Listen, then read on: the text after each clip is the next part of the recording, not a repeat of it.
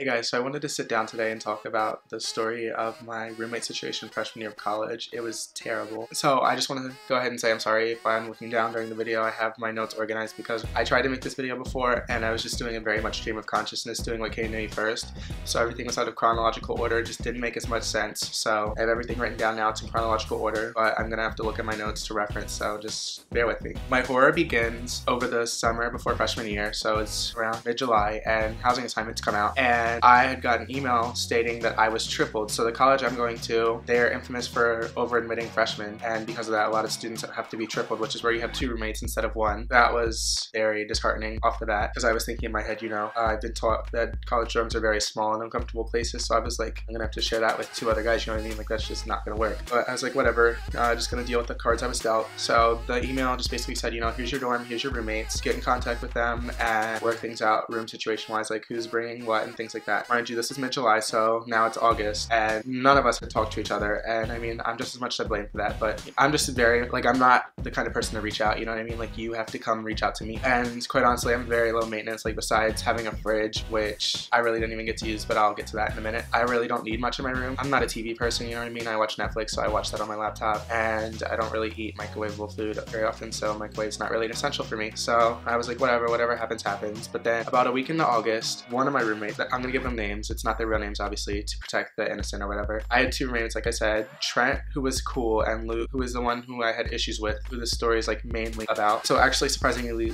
Luke reached out to me first. He was like, hey man, my name's Luke. He was like, excited to be living with you next year. What are you bringing to college? Blah, blah. And I was like, okay, well, I got a fridge. I don't really watch TV, so I'm not gonna bring a TV, and I don't really eat microwavable food, so like, you know what I mean? If you want that stuff, you can bring it. He's like, all right, sounds good, man. See you at the end of August. He was really the only one I had talked to when I moved in. So come move-in day, I show up and Trent's there, but Luke isn't. So me and Trent kind of introduced ourselves, talk and whatnot, and he was actually a really cool dude, you know what I mean? Him and Luke knew each other from high school, so that's why they were rooming together. They had requested each other, and I was like the add-on. So the way our room was situated was that there was 2 beds. There was like a single bed by itself, and then there was a bunk bed. And since Trent had showed up first, obviously he took the single bed, you know what I mean? Because who wants to share a bunk? So I took bottom bunk, and then when Luke eventually showed up, he took top. So I was like, where's Luke? You know what I mean? And he said, Luke just told me he just woke up, his parents are still asleep, he's not gonna be here for a little bit. And I was like, okay, that's fine, whatever. So I went to go hang out with some of my friends because I go to school at State, and a lot of my friends go to this school when they graduate because it's a really good school. It's not too far from where we live, so everybody can go home on weekends if they want, and it's in-state tuition, so you're not losing anything by going there. I go to hang out with my friends, and when I come back, Luke is there. So we introduce ourselves, and right off the bat, he kind of rubs me the wrong way. Like, he's just being very like uppity, and he's just like, we were talking, and I was like, okay, so where are you guys from? And Trent's like, oh, I'm from blah blah blah, some Philly suburb. And then Luke's like, I'm from Exton, it's the rich one. I was like, okay, like, whatever. So then later that day, the RA had made, I guess, like familiarization activities for us to get familiar with people on the floor, and through these activities they had met 4 other guys on the floor who they hung out with constantly, who actually weren't that bad, but they were kind of irritating because these guys would come over into the room, and it doesn't matter if it was a weekday or a weekend, they would be in our room basically from the time their classes ended till 2 or 3 in the morning. It doesn't matter, like I said, if it was a weekday or a weekend, if they had 8 a.m.s or not. I don't know how they managed to be up this late and still wake up on time for their 8 a.m.s, but whatever. But then on the weekends, they had even more friends come over. They had, because everybody that was there, Trent, Luke, and then all their friends, their hometowns were all within an hour drive of the school, so they had a lot of friends from their hometowns who also went to colleges closer to home that they would bring in over the weekend, and they would come. So the number of people in our room would sometimes be up to 12, 14, and that sounds like a lot for a college room, but I forgot to mention this actually. At first I was kind of relieved when I saw how my room was set up, but it actually turned out to be very bad because it made our room a designated hangout. So what had happened was our dorm that we were living in is shaped kind of like, if you were to cut a stop sign in half, it was kind of shaped like that, where it like kind of like would go out a little bit and then bend like that, like abruptly, and it did that 2 times on each side, so there was 4 corners altogether. And we had a corner room, and the way corner rooms worked was basically there was a kind of narrow, like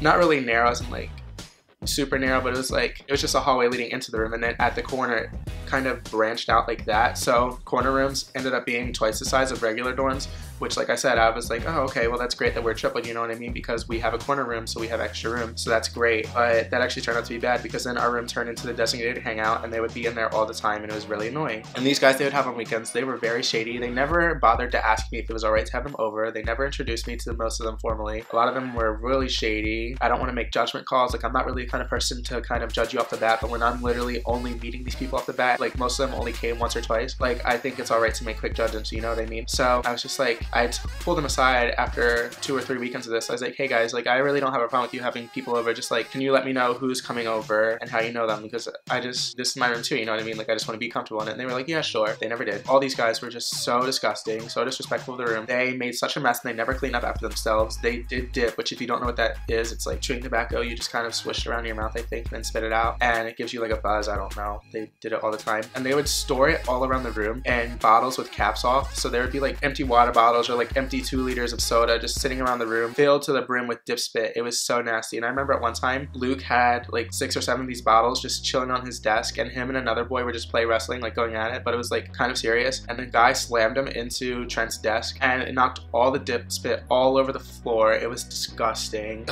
Okay, and there was just like, and to kind of get the taste of dip out of their mouth, they would chew on sunflower seeds, you know what I mean? So there was sunflower shells all over the floor, like in the carpet, everything. It was gross. They drank so much beer. They would have, I think, at least like 50 cans of beer every weekend, and they would go through all of the beer cans, which they also kept it in my fridge, so there was never really any room for me to put anything in there, so I kind of lost the fridge, so that's why I didn't really get a fridge. So that was great. On one hand, I'm very much like, you know, you guys are grown adults, like I kind of take care of my shit, you know what I mean? So I'm not gonna clean up after you, but there's only so much like leftover festering takeout boxes and like sunflower seeds and stuff like that I can just take. So I ended up being the maid most of the time. They rarely ever took the trash out or anything like that. They rarely ever cleaned up after themselves, and it was quite honestly disgusting. I would never have people over because I was embarrassed. Not only did I have to clean up mess that wasn't even mine, but I was embarrassed to have people over in there because even after an hour of cleaning up, it was just barely, the room was just barely presentable. So that was that. And Luke in particular was just really, he was just so bad. Like he was misogynistic, he was racist, he was homophobic, he was the embodiment of white privilege. I remember 2 very specific instances. One was when I was talking to a friend from high school on the phone, and me and this friend, we're just very lively and active. Like we don't hold back when we talk to each other. We were just having a crazy phone conversation, and then Trent is like, yo, who are you talking to? Like, you're really hype right now. And Luke was like, oh, he's talking to one of his niggas. He said the freaking N-word. This girl I was talking to, my friend from high school, she was black, and she heard him, and she was like, did this heifer really just say what I think he said? And I said, yes, he did. And she was like, put me on speaker, so I did, and she went off on him. It was just too much. And then there was another time where me and a group of guys, these 2 guys that I'm actually roommates with this year and I adore them, we were hanging out and we were planning to go to a party later that night, but we wanted to pregame beforehand, and the party was closest to my dorm and it was kind of really cold outside. So we decided, you know, let's just go back to my dorm. It's 3 of us. They'll give us some space, you know what I mean? And we're only gonna be there for maybe 30 to 45 minutes tops, and then we're gonna go out. So walk into the dorm, and as soon as you walk in, Luke says, guys, make room, the fags are here.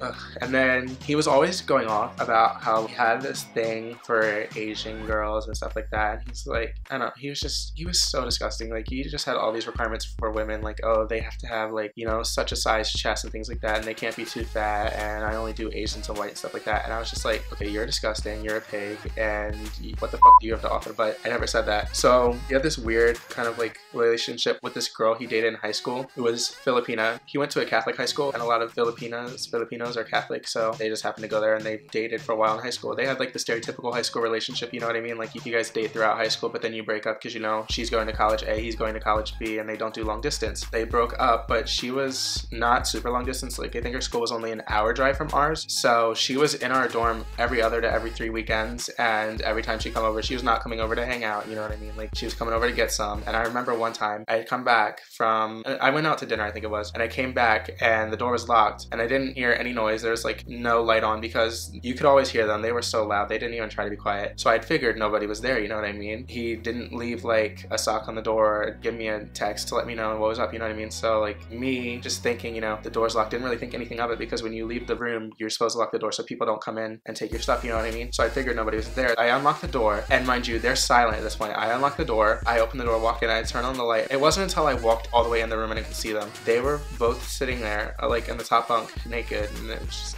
ugh. and he was so mad at me. He was like, yo, what the fuck, get out. I'm like, okay, first of all, you didn't even warn me that you were doing that, you know what I mean? Like, you have no right to get mad at me. And second of all, you let me walk all the way in before you said something. Like, get out of here. But whatever, that was a whole another issue. Oh, I remember another incident. It was like maybe 4 or 5 weeks into school. So I was dead asleep. It was about 2 in the morning at this point, and I woke up and I'm just like soaking wet. Like, I'm covered in liquid, but it's not water. Like, it smells like chocolate, and I'm like, what the fuck? So I'm like freaking out. Something just splashed me and it smells like chocolate. I have no idea what's going on, you know what I mean? So I'm like freaking out. I'm like, yo, what the hell? What the fuck? And Trent is like, dude, like, what's your problem? What's my problem? Like, what the fuck just happened? And I turn on the light, I come back, and Luke had been drinking out of a gallon jug of milk and had lost grip of it, and it fell off the bed onto his desk, and it splattered all over my bed. It splattered all over the wall, all over the floor, all over the window. It was a mess. And he said, dude, why are you freaking out? It's not that big a deal. What?